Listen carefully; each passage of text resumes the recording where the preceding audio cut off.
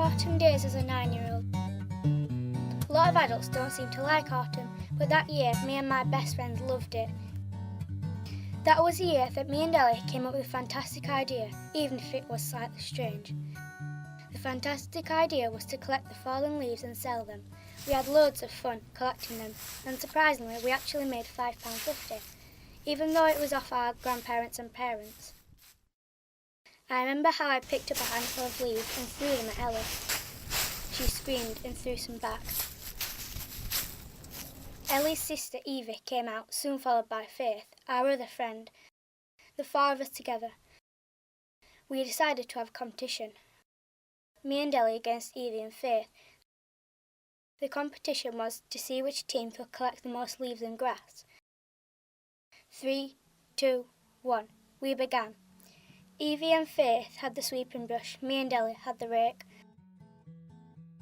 Now Evie and Faith were winning, but Ellie knew the council grass cutters had cut the grass that very morning, and there were bags and bags full of grass stacked next to the bins.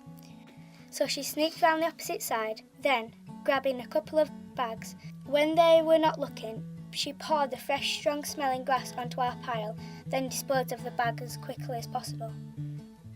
Now it was my turn to go out and scavenge for some more grass. Faith was becoming very suspicious of us, and finally the penny dropped. Me and Ellie watched as they stood whispering.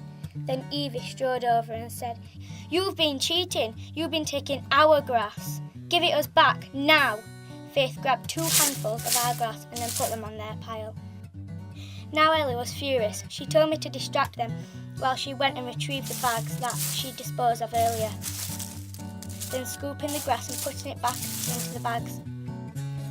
She walked as slowly as a sloth because of the weight of the bags. She walked over to the others, but didn't empty the bags onto their pile, but instead she hid it away.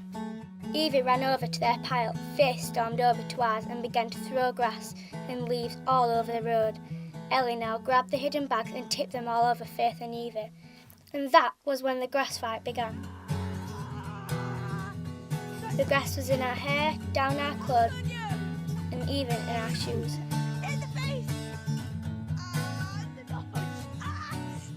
After that, we decided to call off the war and become pop singers.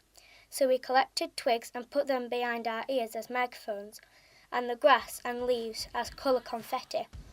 We were the next Little Mix and sang our hearts out. We even tried to dance like the young girl band. But as family passed us on the road, I became quite embarrassed. But then a strange thing happened. Our parents and grandparents came out beginning to cheer us on, which made the people passing clap along. We were now feeling brave. After all the singing, what else could a girl band do? We were looking for new challenges. The tree that towered above had always been challenging to us, so today was the day. We climbed in order of size. Ellie went first, then Faith, then it was Evie's turn, and me last. Higher and higher we climbed. The aim was to get to the top. I was petrified. I never really liked heights, and I wasn't that tall then. After a couple of slips, trips and falls, trying to get up on the branches, it felt like a disaster waiting to happen. I finally climbed up onto the garden chair to help me up. Once up, the challenge had been completed. Climbing down wasn't as easy as I thought after getting so far. I realised that I couldn't do it. Staying in the tree nervous, the others were shouting, "Jump, jump!"